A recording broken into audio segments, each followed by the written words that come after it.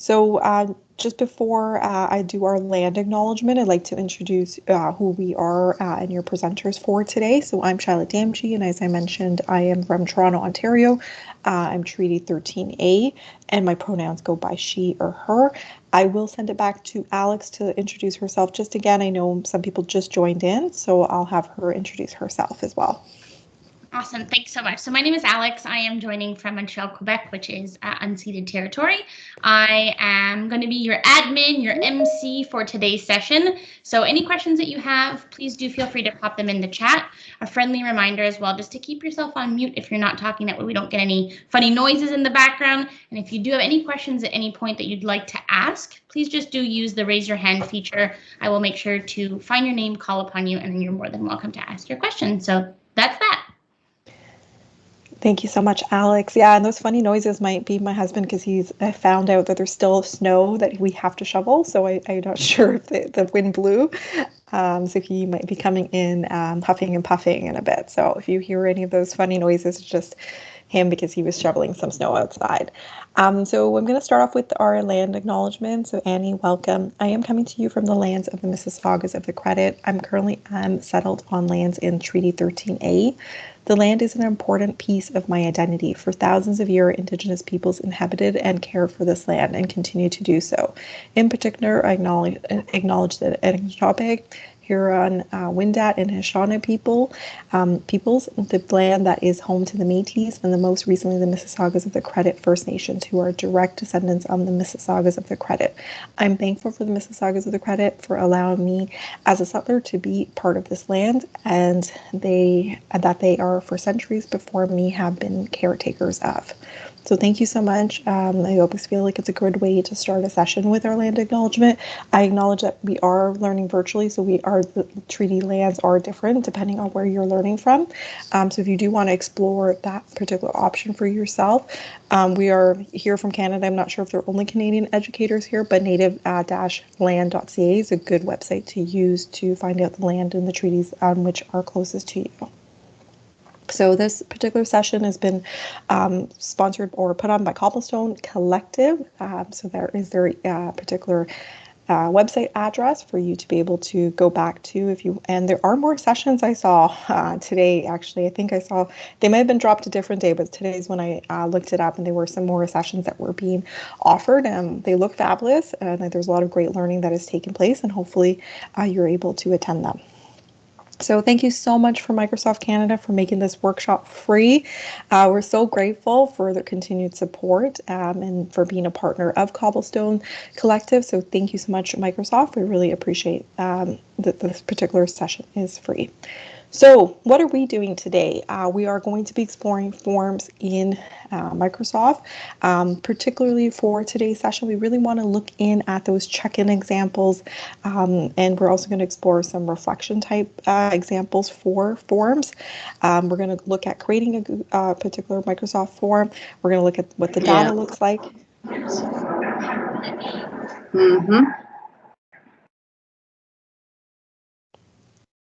Thank you so much. So we're going to look at the data and what that looks like once you have students complete that particular form.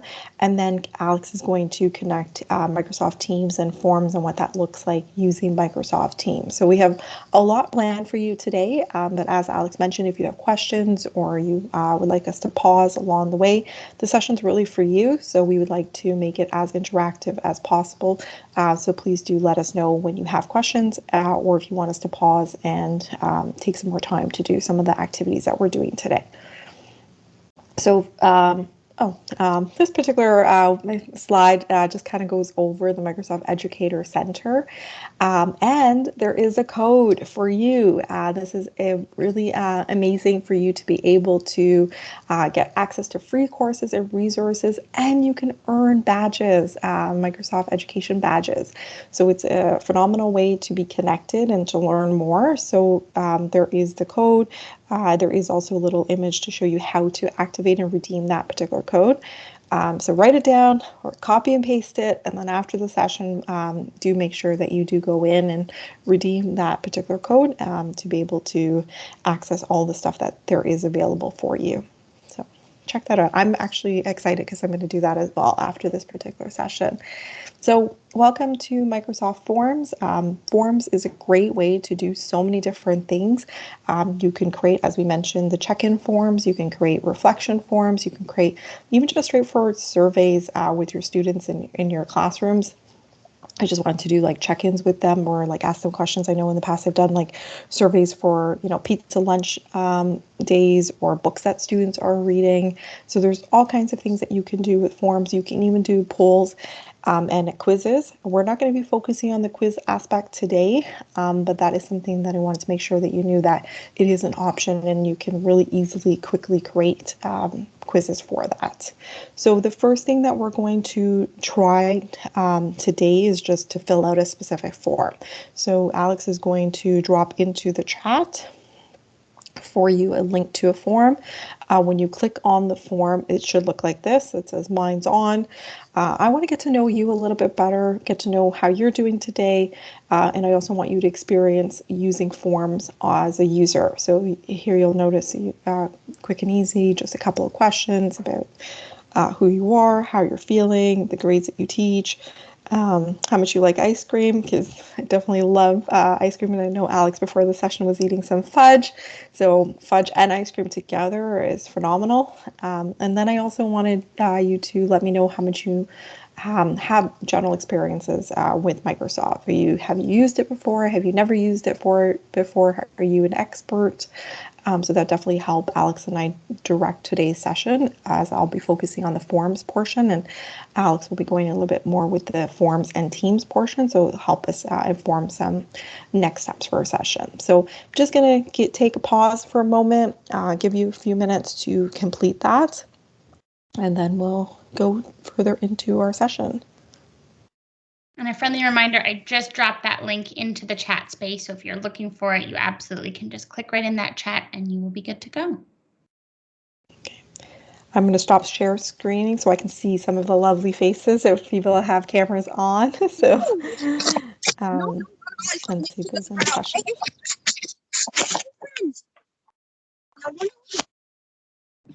There we go. Again, a friendly reminder, keep yourself on mute. Sometimes it does it by itself when you join that you have your mic on. I'm trying to find the people and keep them muted, but if you can do that, if you have a question, feel free to ask it. But if not, just a friendly reminder. Are we getting any answers in that form so far? I see some people. Yes, just going to be opening that up and checking. Awesome.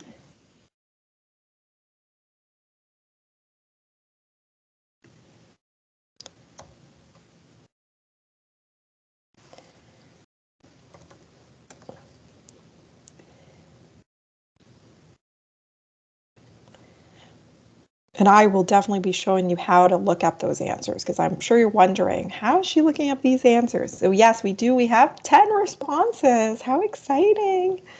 Oh, I love it. I'm looking at all these responses, and you're probably all wondering, what is she looking at? So I'm going to reshare my screen for you, and I'm just pulling it up and doing a little switch. So I'm going to show you where the results are right now, but we'll look at it a little bit more detail in a little bit later in today's session, because we kind of want to get to how to create the form first, and then we'll kind of look at the results in a little bit more detail. So I'm going to reshare my screen with you.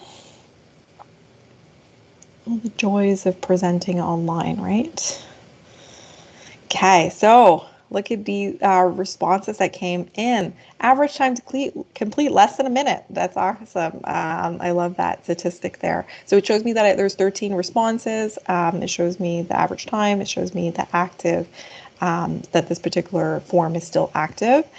So here, as I'm scrolling, I can see all the people that are in our session today. So I see Allison, I see Karen, I see Justine, I see Christina, Sue. I see so many people who have responded. Most people are feeling pretty good today, so that's really nice to hear. That you're doing well. Let's see about the ice cream example. I really want to know about the ice creams. Oh, most people like ice cream. I'm seeing over here the grades. So we have a wide range of grades, which is really good because I feel like with forms, you can really use them at any entry point. I know Susan Stewart is our elementary primary person. She even uses forms with K to 2. So really can be used at any age point, but I do see we have grade 7, 4 to 8 university, and there's a lot of other responses there. And here, this is really good information for me just to check in that it shows that a lot of you have not used forms. So that there are a few of you who are very confident. So you're the people that I'm going to go to answer questions if I don't know them. But there are some people that have never used this and some that have just dabbled it a bit. So definitely have way more people who have used Teams. So that's good information for Alex when she shows you a few things there. And here are some of the things that people want to look at. So I like this. It kind of shows in a Wordle for format. So really liking the easy be able to look at the data that's coming in a quick and easy way to allow me to inform like my steps for today. So we're definitely going to be going over looking at any new of those types of things, formative assessments. Yes, absolutely. We're not going to cover quizzes today, but I will show you how to create them for yourself. So that's something that you can stay tuned for. So let's go back into, I just want to present from here. So hopefully that, oh, okay, let's see if I can jump the slides very quickly. Okay, so first off, I'm just going to give you templates for you to just to you browse through, keep for yourself. There are templates that you can just duplicate and use with your students. So what you'll see here is a template of getting to know you example.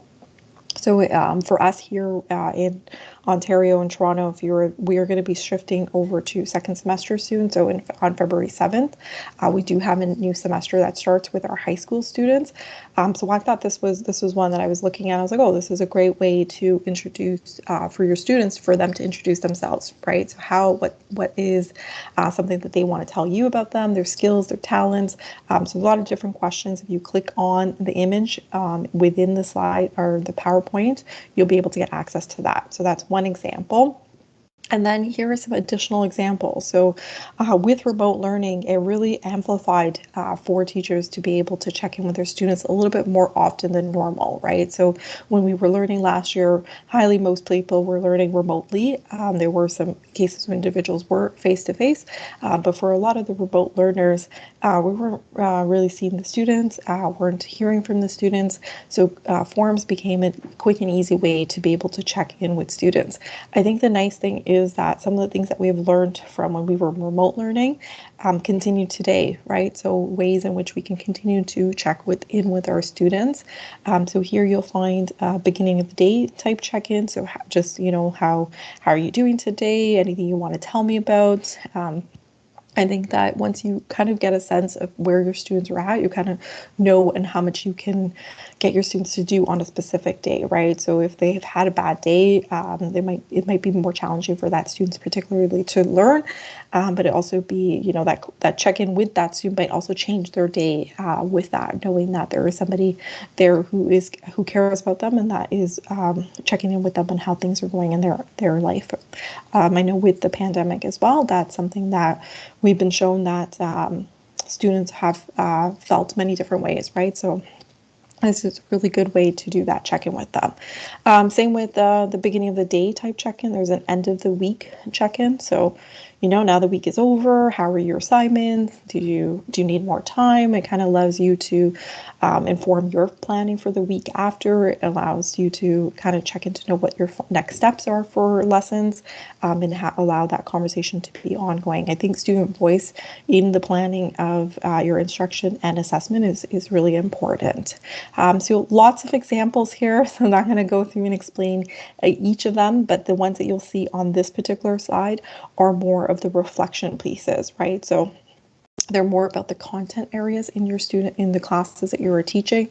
So like a 3-2-1, very straightforward in terms of what your students have learned. So the three most important things that for that particular lesson or the content and what they've learned, 2 parts that they really enjoyed, and then 1 question that they still have.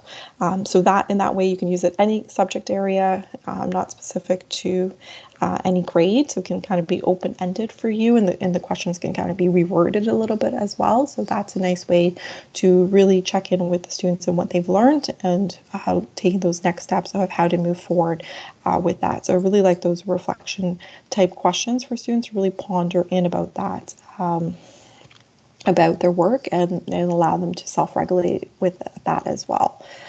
So, maybe that some of those particular ones, I'm hopeful the templates are just useful for you, that you can just click on them if you open them, and then there's a little button at the top right that says duplicate, and you can just make a copy of that, and you can keep it in your own Microsoft account or your OneDrive, and then that way you can have access to it and you can edit them and you can use them as you need for your class.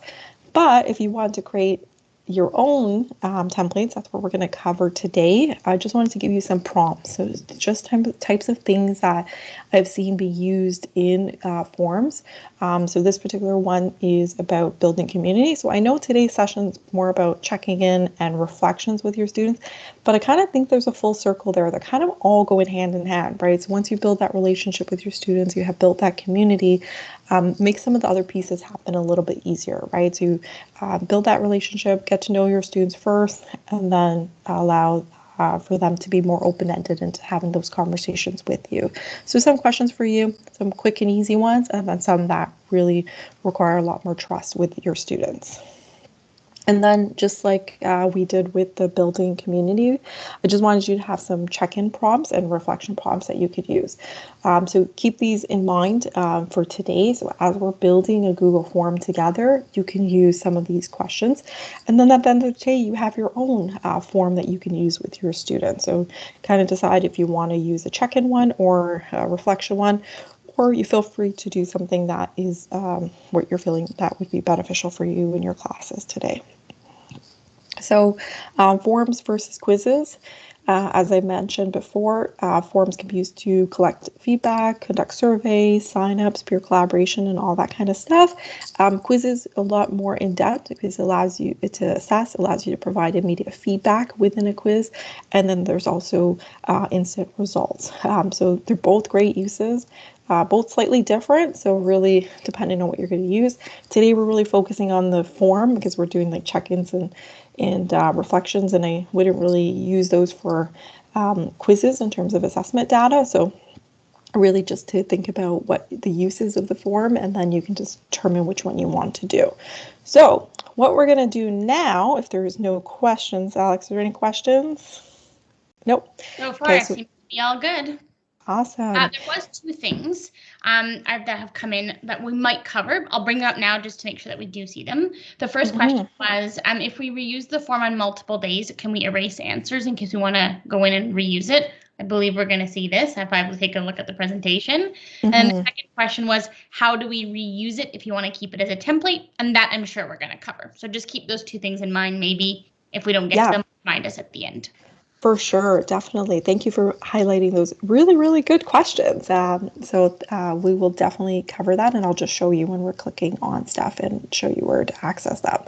So I'm in my Microsoft account, so I'd like to just demo stuff for you, and then I'm going to give you time to try it, right? So I think really the best way to build that muscle memory, and a lot of you are new to forms, is that time to actually play with it and to click here and click there. So right here, the reason I mentioned the quiz is because when you first look at it, it says new quiz, right? So you really need to click on the arrow to get to the new form part. So that's where you would click on this little arrow and you get a new form. And then you have your form that populates for you. So over here, you can provide a title for your form. So I'm doing a check-in. Right? So whatever that title is for you. The neat thing right here is you can also add an image right up at the top here. So I can insert an image part of that. So if I want to add something with just in general as a way to reflect. And as you know, today my topic is ice cream. I always have like one thing that I focus on in any particular day session. And today it happens to be ice cream. That's where we're at right now with this cold weather. So I am going to populate that ice cream. So it kind of makes it look a little bit nicer, in my opinion. Some of the students particularly like images within the form, so wanted to show you that you can add images there. You can add a little description here. So add a description on the form. So what is it about? What do you want the students to do?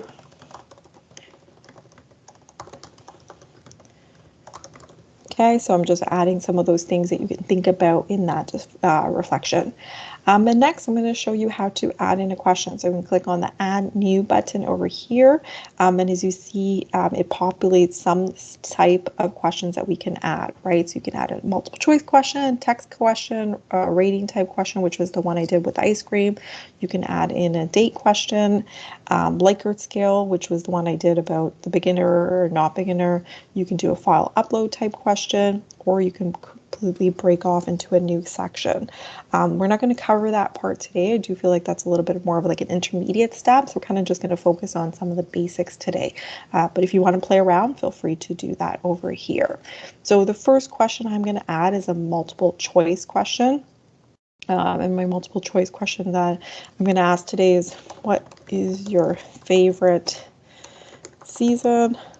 You probably thought I was going to do flavors, I think. I think some of you probably thought I was going to do flavors. I was going to, but then I thought it was a little too much. So as you notice that I did the seasons here, it started to populate some answers that come up. So kind of guesses what you might want to include, which is correct, that I wanted to include the 4 seasons there for you. So I put in 4 options. I can add in an option. You can add other option. I really like when I did the feelings question today. If you probably noticed in the form when you experienced it as filling it out, that there was an other option, right? So you might sometimes, if you're asking specifics, you might want to give that other option just in case students are feeling a little bit different than what is listed on the multiple choice. I can make this particular question a required question. And if I click on the 3 dots over here, which we like to call the Timbits usually, you can have the choice of the view of the multiple choice. So you can make it a drop down. So the view in which it would show for students would be a drop down. I can add a subtitle. So if I want to add a little clarification to the question that I was adding, that's where I would put that question over there. So again, 3 dots here, a couple options. The branching, again, is something I feel like is an intermediate type thing to be able to do with forms. So it just allows you to have multiple sections within a specific question or branch off a specific question. So I'm not going to go over that today, but if you want to explore on your own, definitely do that. And over here is where you can toggle the multiple choice questions to a multiple answer question. So if you wanted it more like a checkbox type question, so it's maybe not your favorite season, but it's what are your top seasons that you like, check 2 that apply type thing, you can do it as a multiple answer. So that's kind of like your checkbox type question.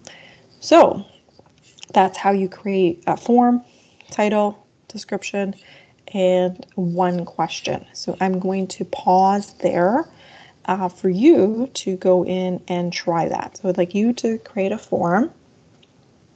And again, if you are signed into your Microsoft accounts, already signed in, so it might look like this for you. If this is your home page, it's on the left-hand side. So the icon for forms is on the left-hand side. You'll see a lot of other icons. I'm not sure if the view looks the same or different for different devices. Alex, I don't know if you can confirm that or not, but that's where you would find forms. Yeah, it should look the same everywhere. If you're not signed into your Office account yet, I'm also just putting a link in the chat, which is just forms.office.com. If you click on that, you can sign in and it will take you to the same Forms homepage if you're not already signed into Office 365. But if you are, then you can absolutely just find Forms on the left-hand side and you'll get to the same homepage. Thank you for that added information. Okay, so again, you're going to create a form, a title, and then you're going to create a multiple choice thing. We're not going to do that part. So form, title, and multiple choice question. And when you are done, let me know in the chat what question you did.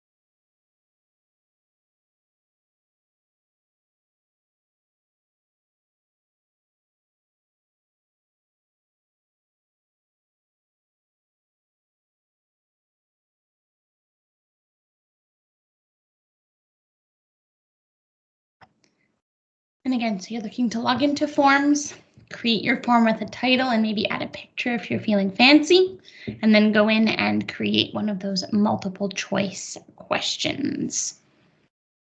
And then let us know in that chat space when you've got those first couple of steps done. I see you've got some people that are typing.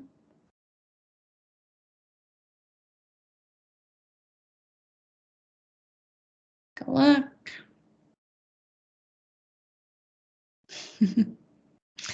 Andrew said that if, when he typed the question, what is the best thing about online learning? The answers were playing Fortnite, watching Netflix, napping, snacking, or all of the above. I vote all of the above, I think, Andrew. Mostly Netflix, but we should have included ice cream eating as one of our options.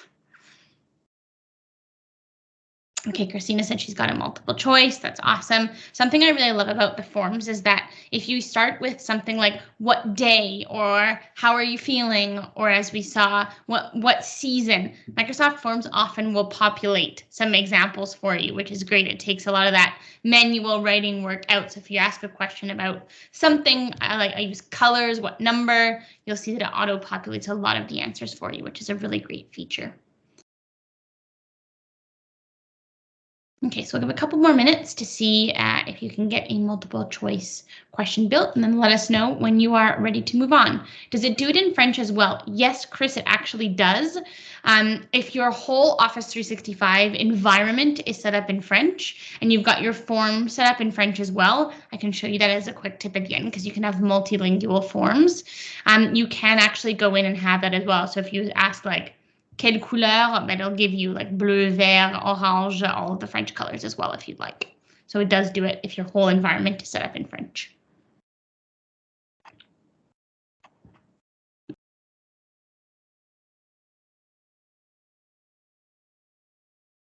So I'm just going to wait for a few more responses just because I want to make sure that we all have enough time. I know some people join in from phones and sometimes they don't play around on their phone, they're just listening in. So just let us know then that we know to move on as well.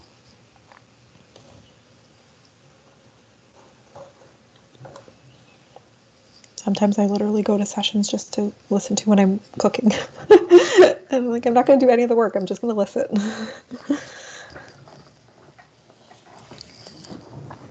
Okay, so just let us know in that chat if we're good to go. Chris says she's good to go. Christina says they're good to go. Andrew's good to go. Awesome. We've got a few more people saying we can move forward. So I think we're good to move on. Awesome. So I'm going to reshare here. I always stop sharing so I can see everybody, but then I realized, no, we don't have cameras on yet. Okay, so let's keep going into our form. So I'm going to go back up here to our form. So this is the one that we're building, and as I mentioned, if you want to build something that you can use with your students, you can feel free to do that. So I just wanted to show you a couple of the other types of questions that we have. So this next question, so add new, I like that this bar just comes up. That's one thing I really like about forms. I find it really simple and easy to be able to create those questions. So here is a text type question. So if you want students to actually type in a response. So you know, one of the first things I forgot to do with this particular form is I forgot to put name. So I'm going to add that in now because it's a response type question. You can move the questions as well. So because I forgot to put it, I can move the question to go up to the top. It's likely to have that question up at the top, so include it. So all I did was go to name, I clicked on text, and then there is the name option there. One of the things that I want to highlight again is that picture thing. So over here, you have the option to insert an image as well for specific questions. So you can do the image for the title, but you can also do the image for specific questions, which is sometimes really good for your younger learners. So that's a nice option. That was Here, actually the question. Someone said, can you please show me how to add a picture to the title again? And we just showed yes, it. Great. right there. So click on their image or video. I haven't had many experiences with the video file, but I have done the image one quite a bit. So I'll just click there. You can do an image search directly from the browser, but you can also upload or pull image from your existing OneDrive. Okay, so you do have some options there. So that is that. Over here, just to double check, here is a required. You want to make it a required question, or you can uncheck that off. Name is one that I usually try to make required with students so that I know who's filling it out, unless if I want the form to be anonymous. I didn't show you this little icon up here. You do have the option to copy questions. So if you created a question and just to make it easier for you to create multiple, you can copy the question and it'll just populate below, and you can change the title to grade, for example, in this particular case.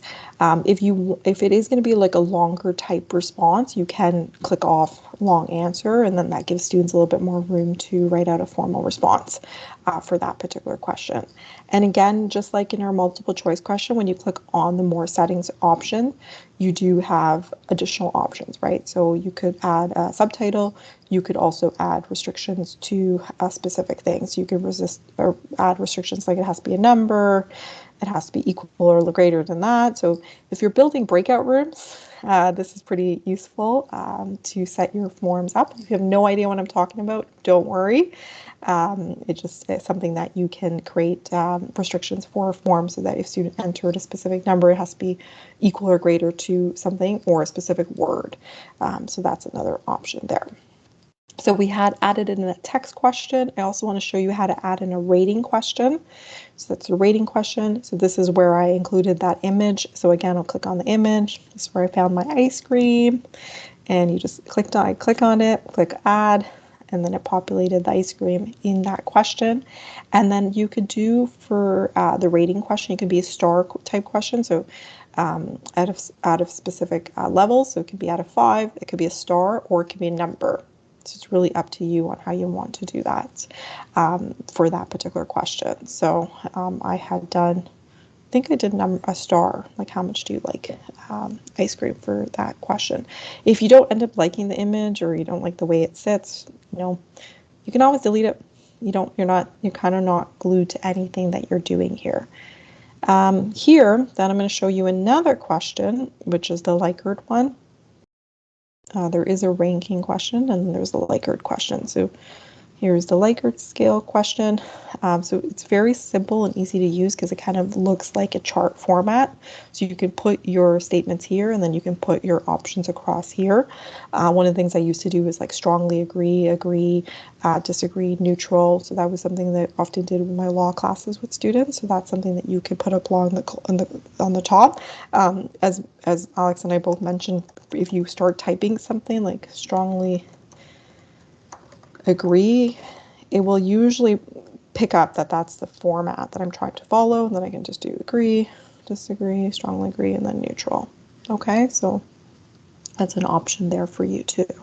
Okay, so I'm going to have you go back to your forms now, and I would like you to include some of those different types of questions.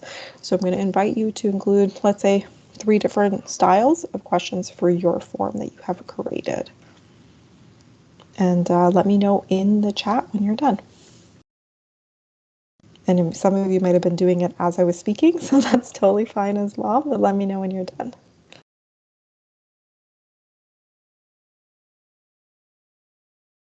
Awesome. awesome. So we've had a few great questions coming in. There's been a lot of questions around, is this anonymous? How do I make sure that I can see who answered? We're going to cover those in the settings. Usually if you're working in your Office 365 environment, you'll notice that by default, it's actually going to ask for their email. It's going to be recorded, which we're going to get to. You can turn them anonymously. This is great for like when you're doing check-ins and you just want to see the overall vibe of your classroom without pinpointing specific people. But yeah, you will be able to look at that and see if you want to record the name or not. And there was another question about if we're doing this through Teams, will their names automatically show up? Yes, because for them to be in Teams, they have to be logged into their account. And because they're logged into their account, when they fill it out, their name automatically applies and shows up there.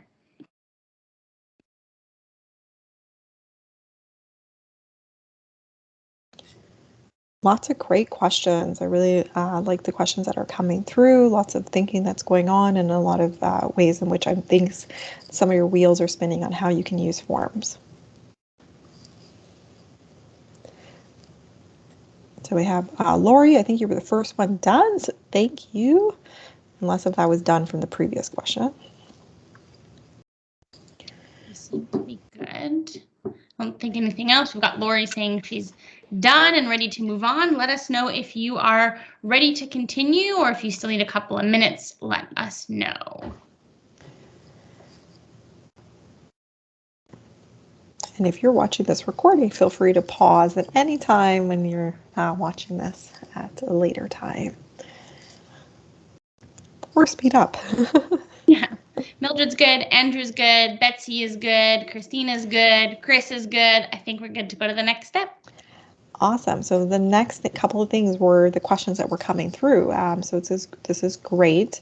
So over here, want to go over that you can change up the theme for the form. So this is kind of like the standard green that comes through. So when you click on the palette that says theme beside it, allows you to pick a couple other options. It's not as extensive in terms of options, but you can customize. So you can pick your own, upload your own image, or you can customize a specific color.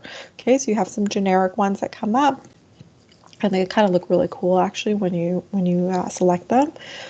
So feel free to check those out, and I'll give you some time after I show you a couple other things before, because you can kind of get lost in playing with themes. Over here where the three dots, which again we like to call those Timbits, is where we have that. So there's the multilingual, which was the question about the French that was asked before, but there's also the settings feature here. So this is where Alex was referring to before. It's really how you determine on how you set up your particular form. So if you want it to collect that information, so only people within your organization, and it will record their first name. You can uncheck off recording their first name, but it's still restricted to only people within your organization. So I know a lot of things that we do with our students, we do restrict it within our organization, so the form can't be shared outside, and we're not getting responses from random people. But you can also set it to anyone. So that's a really good option if it's a particular form or survey that you're using for your families or parents. So that's a good option. Specific people in your organization. So if you want it only to a specific group of people within the organization, you can also set it up like that as well. Okay, so lots of different options.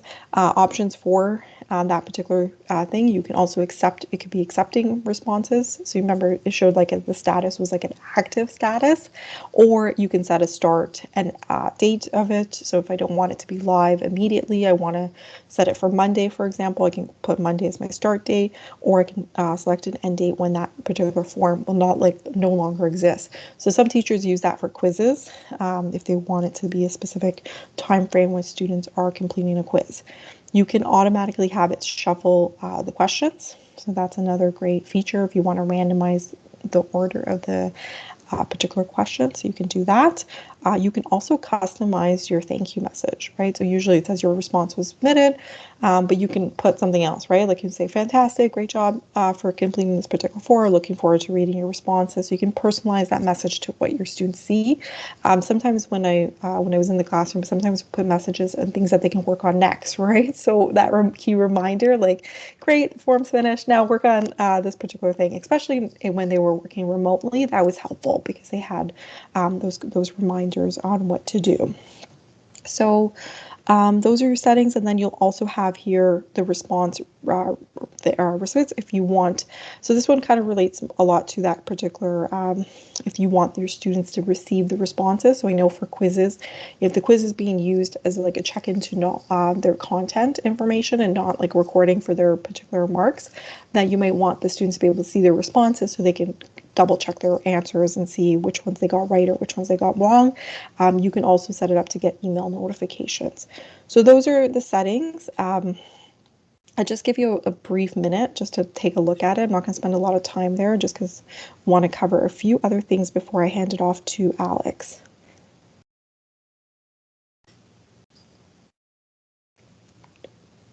So just take a look at the theme and the settings over here.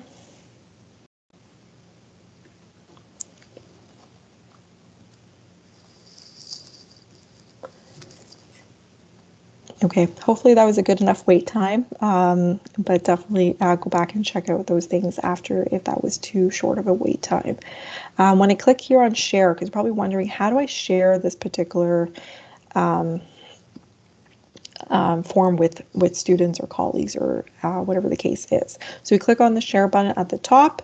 Again, here it's going to prompt you again. If you didn't go into the settings to change how you want it to be shared out, you can update that here so anybody can respond. There's going to be a link that's provided. You can shorten the link. So you can have a link copy, you can get a QR code, you can get an embed link if you need to use it on another platform, or you can email it directly here. Most often provide students with the link, just drop it in to whatever platform you're using, and then that way students can just click on the link and they can access it. If you're creating it, like today, I was when I created a lot of the templates that you'll see in the slide deck, I created them as templates that you could use. So over here is an option to anyone can click on that particular link and get a duplicate copy of it. So you might not need that for your students, but if you are creating things for your colleagues, or if you want to share a form with your colleague, that's where you can set that up as a template for that. I do believe you might have to double check your settings that it's anyone can respond. So yeah, anyone with the link can duplicate the copy for that. And over here, you also have the option to collaborate. So if you want to include people within the form, you can use specific people within your organization. So if Alex and I were going to create a template together, I can share it with her and we can work on it together. You can have people within your organization view and edit, or you can do it with anybody who has an account to be able to view and edit it. So that's a few options for collaboration under share. So what does it look like if you click that template? So right here at the top, so I just went to the form. So this was the form that I was in, and I just used the share template copy. So this is what it should look like when you're looking at duplicating the copy of the templates. So over here, all you do is duplicate it right here at the top. So if I click duplicate, it will open up a new copy in my Microsoft account. So you'll see, and it says copy. So if I have two classes, same classes, and I want a copy for each class, that's what I can do to make 2 copies of it. A really quick and easy way to duplicate it. So hopefully that goes over that for you in terms of duplicating your particular template, or for the ones that you're creating right now and how to duplicate that. I believe there was one other question. I'm not sure if I covered it, so let me know if I covered that, Alex. You're good. Okay. So I'm going to skip the you try for this portion just because I want to show you how to view the results of the particular form that we covered. And just keep in mind, very beginner session to this, so I'm sure there's a lot more that we can learn about forms, and but there's a couple other things that we're going to cover with Alex as well. So clicking over here, so this is the form. I'm actually going to open up the form that I had you fill out, so that I showed you the response tab over here. So, oh, that was the next question. So there was a question that asked me about if you can use the same form again. So yes, so on the response tab, you can go there. Then you'll see the three dots, like the templates, like I like to call them. And here you can click on delete all responses. So that way you will be able to reuse the form without any of the existing responses there, right? So if you teach a semester, you taught the class once, class is over, and you want to reuse it, you can reuse it. If you want that data, then my suggestion would be to actually duplicate a copy of it instead of deleting it.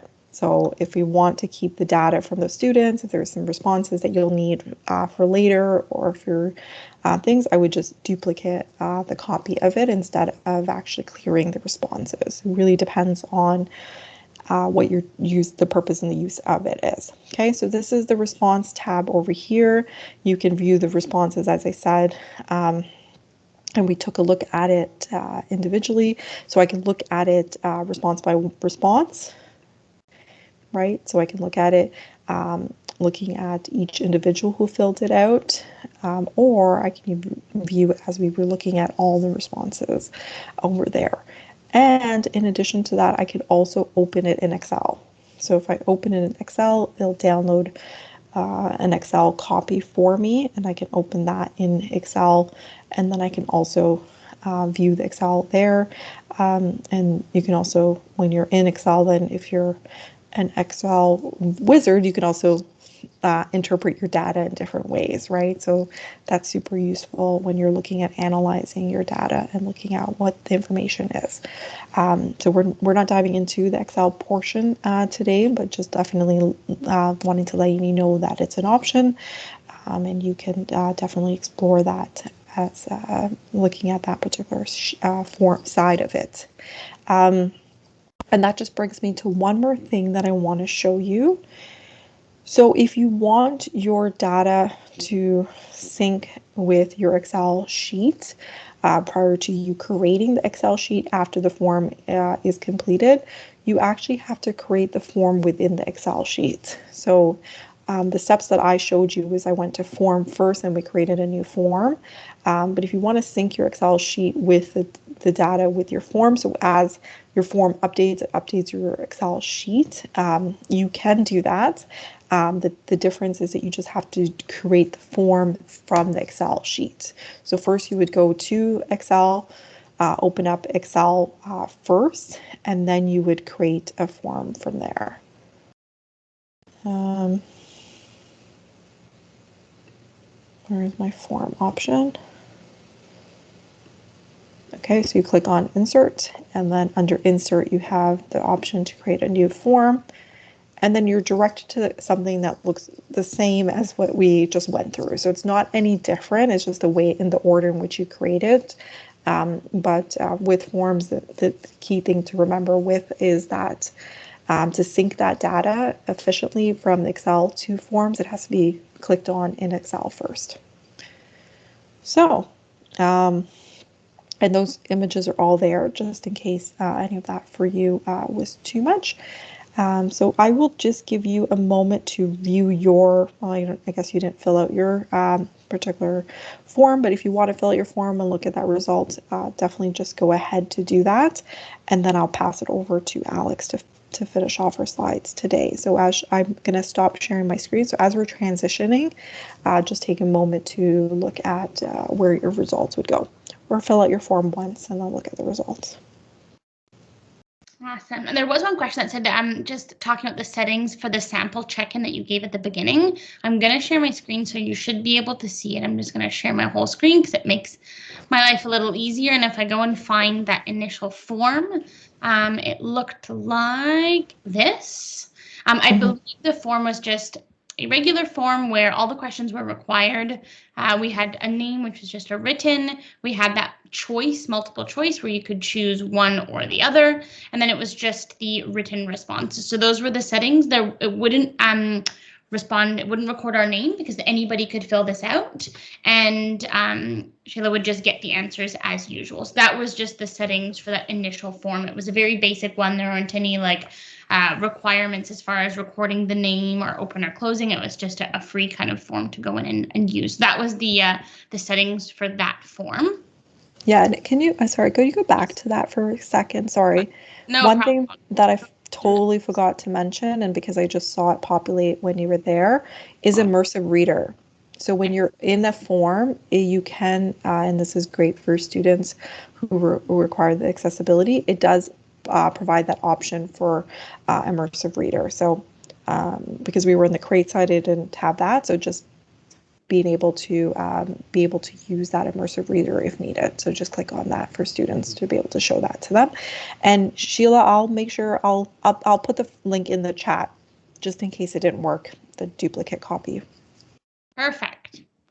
Okay, and then last but not least, with our last 10 minutes, mine is only gonna be really short. I'm gonna show you really quickly just 5 minutes, and then we'll leave some time for questions at the end. I've just got a couple of 3 little quick points for you. If you are using Microsoft Teams and that's something that you feel comfortable with, you may know or you may not know that it's available, Forms is available directly inside Microsoft Teams as well. So the first way that you can do it is through a poll. And Microsoft Teams has forms available right inside your general channel and any of your other channels as well through the Conversations tab. So if you are looking to quickly poll your students about what would you rather read in class today, this book or that book, you could clearly come in and just ask them using a poll right inside of the conversation. I'll show you that really quickly inside my Teams. So if I come to one of my Microsoft Teams, I'm just in my general channel. I'm going to start a new conversation. And then if I click on those 3 dots, you'll see that an application that comes up. A suggestion is already forms, but if for some reason it doesn't show up, you can always look for forms and click on it. And then you won't get the whole forms platform. You'll really just get this simplified poll. So I could say, what book should we read today? And I can say something like, I don't know, I'm in a Dr. Seuss mood, so The Cat in the Hat or The Lorax. Let's just choose those two. If I want to allow them to answer more than one, you do have that multiple answer option. You can share the results automatically after voting or not. So if you don't want students to see what the majority picks, because you would like to tell them, you do not have to show them. And then you'll also notice that by default, this will not be anonymous. And that's because it's happening inside your Teams platform where all your students are already signed in. So if you did want to keep it anonymous, you could just by checking that on. It gives you a nice little preview. So it'll show you what that would look like. And then you can actually just send that off and you'll see that automatically publishes that into the channel. And then your students would be able to get this, which would show that little poll. So all the students have to do is say, actually, I want to listen or read the Lorax. I'm going to submit my vote. And then you'll see that you get this little bar underneath that just shows the number of votes as well as the percentage that voted for that one particular thing. So that's the poll in Microsoft Teams using forms. Again, I did that through the general or any of your channels. You can start a conversation, and as soon as you've got that, you're going to look for the 3 little dots, your Timbits, and find forms. So that's the first way to integrate into Microsoft Teams. The next way, I've broken it down there as well, is through the Assignments tab.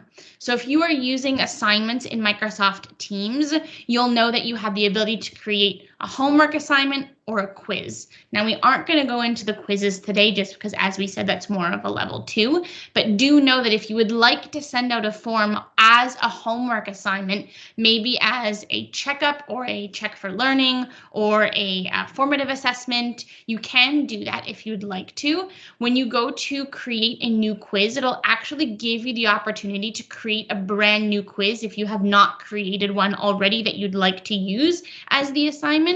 or you would actually get the opportunity to include one that you've already built. So if you've already built the form, you do not have to go and create a new one. If you have not built a form, you can actually go in and do that. And again, that's available to you through the Assignments tab. So if I go to my Assignments tab in Microsoft Teams and I go to Create, I can go to Quiz.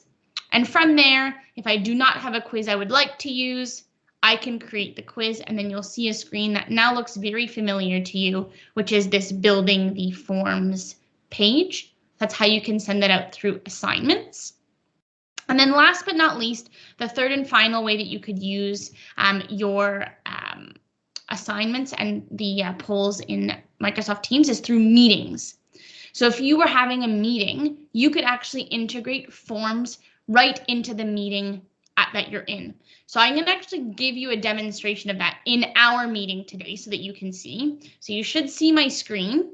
You can actually see that in this little chat window, I have got the plus, those little 3 dots, and I can go into messaging extensions. And if I look for forms, I can actually create a form. And I'm going to say, yeah, I would like to send this out to the people that are in the call today. I could say, how much did you learn today in our session? So you could say, like, I learned a ton. You could say, I learned, let's do a couple new things. And then you'll see also that I learned nothing. Hopefully no one is in this option. I could share the responses. You can see that keep the responses anonymous, which I will do. I'm going to preview that to make sure that this is great. And then I'm going to hit send that. Now you'll actually see that this does actually get sent in our chat. Now, depending on the policies that you have with your school board, if you see that it pops up on the screen. So I'm going to vote that I learned a ton, which you can see.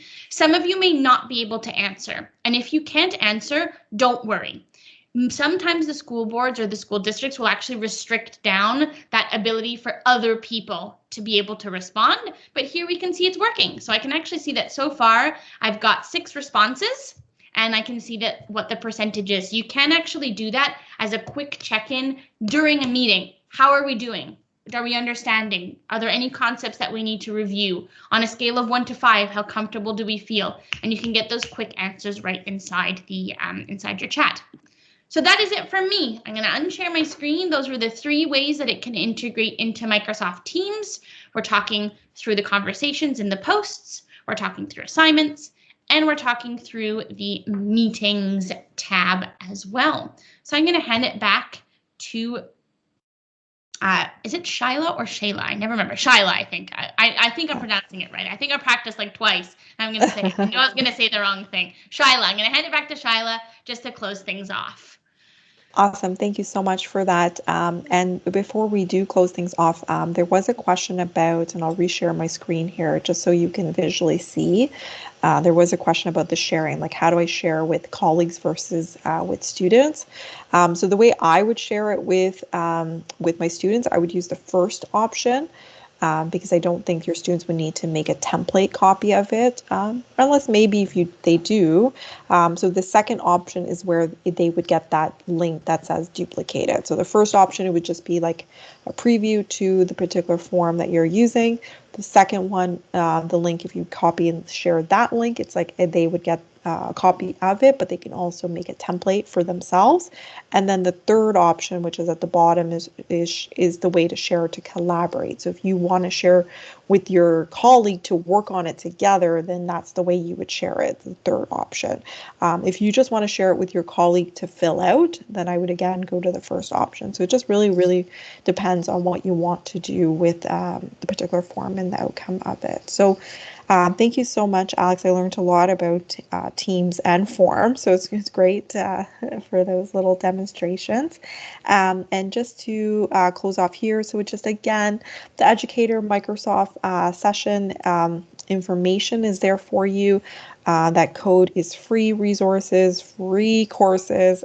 You can earn badges. You can become a certified Microsoft educator, which is something that would be look great for many reasons, but that is something that you could work towards. And then lastly, here, thank you so much for joining us today. We do have a feedback form if you don't mind completing, and that's probably in the chat already. I see Alex dropping it in right now, and we're still here to support you. So if you have questions after today's particular session, please use the email at help@cobblestonecollective.ca. Keep the conversation going. That's what that particular email is used for. There's somebody that responds to it on a daily basis. So please pop in your questions there and they will respond to you within the day. So again, thank you so much for joining today and taking the time to learn for your particular session. And my daughter just came home, so I'm just gonna mute and say hello to her. But I can stay on for a few minutes to answer more questions if needed. Thank you again. Yes, if you got any questions, let us know. I did drop that feedback form into the chat. If you do have a couple minutes, please do fill that out. It's super helpful for us. It allows us to build more sessions that you would like to see. It allows us to know if you like this and if you want to see something more or what you would like to see next. And if you have any extra questions, please do hang out for a couple of minutes. Don't forget this has been recorded. You should be getting to your emails a link with the recording at some time before the end of the week. So if you did want to go back and look at anything that you missed or get any of those links, it will be available to you.